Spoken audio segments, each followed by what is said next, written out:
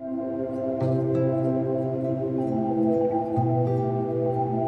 remember the first image. It was just a drawing of a little guy having a conversation with a giant crab, like a big round crab on a beach. And I think the thing that interested me the most was the relationship between the two characters was implied by them just standing there doing nothing. The fact that this thing looked quite monstrous and the little character wasn't running away or frightened, and they were having what seemed to be, to me, a philosophical discussion. So that's the interesting thing about drawing is I start off by just drawing objects and shapes and very concrete things, and then the ideas or themes or situations come afterwards.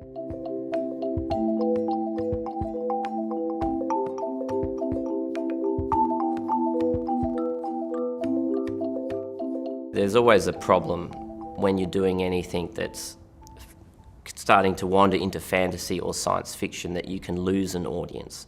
So you can go too far, and particularly The Lost Thing is kind of a funny story and it's got a quirky atmosphere. You can have this problem that it becomes too quirky or too kooky, and that can distance a lot of the readers who you're trying to attract, including myself.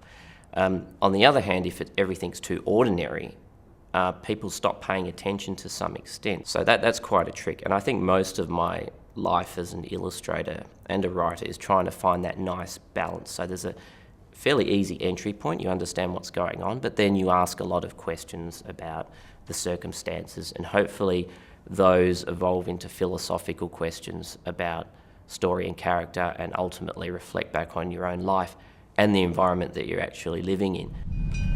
I see that kind of thing less and less these days. Maybe there aren't many lost things around anymore.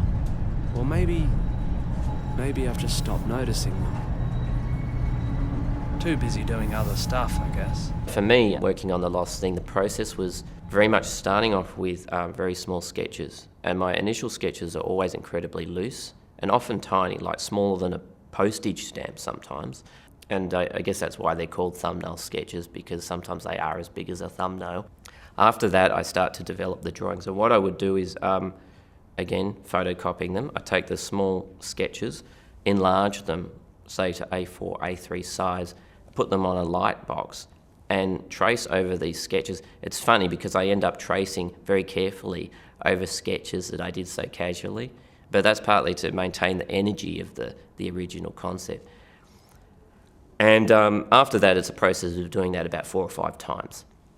So I take that drawing and trace it onto the support, and I think I started the paintings by building up the collage around the edges and then painting the pictures in the empty windows. First blocking it in with acrylic very loosely, getting just big masses of colour, and then I'd go over everything in oil paint with a very tiny brush and do all the fine details and get all the colour adjustments right. A little bit of yellow varnish over the whole thing to sort of make it look a little bit like a weird antique universe, and then and that was it. So you'll notice that on a lot of the drawings in the exhibition there are these little notations, and some of those are percentages, these odd little percentages. One of the reasons for that is that when I was doing the book, which was a very analogue process, it involved a lot of hand-drawn imagery that was then cut up with scissors and tape and glued into a dummy of the book. And I was constantly rewriting and redrawing the book in the dummy, removing bits and sticking bits on. And the percentages are basically changes in scale of different images, sometimes blocks of text. And the reason I had to write them down is that I didn't have a photocopier or anything like that, so I would have to do all my photocopying up the road at local newsagents, and I would usually have a pile each week of things I needed to photocopy all at once, 20 cents a pop.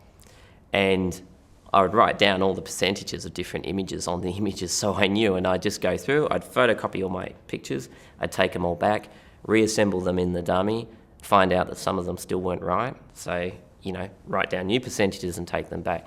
It was interesting when I think back on it, because it helped me to be part of the feeling of the world, because there was something about the photocopying process and dealing with percentages and these little almost engineered components that go into making a book that is very complementary to the world of the lost thing.